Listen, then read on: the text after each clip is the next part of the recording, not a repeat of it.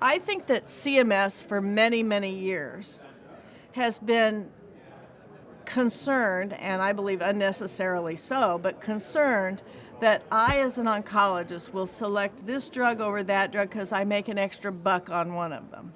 I find that personally offensive, but that's, I think, what a lot of people think. So, as long as we are funding all of the infrastructure of our practices based on any kind of drug-related margin, we are going to develop those fears in Congress and in CMS. So I think the smartest thing that we could do now is to look at an alternative payment mechanism that pays for the infrastructure that it takes to deliver chemotherapy safely to patients, a facility fee type of structure. And then we need administration fees that actually cover the cost of the tubing and the needles and the things that you need to use each time you're doing an administration.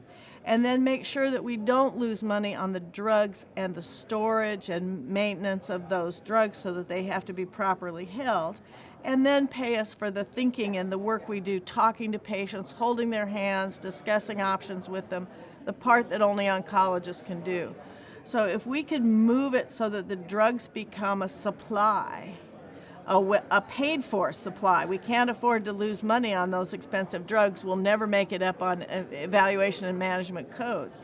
But if we can move some of that money away from the drugs and into a facility fee that pays for our infrastructure, even perhaps lets us have social workers, nutrition support, psychological support, all those things we used to have when the drug margin was sufficient to pay for them. If we could come up with a system that allowed us to do that for our patients would be better off. We could keep people healthier, we could save the system money, and we could alleviate these irrational fears from CMS and Congress that we are all out there to make an extra buck by selecting drug 1 over drug 2.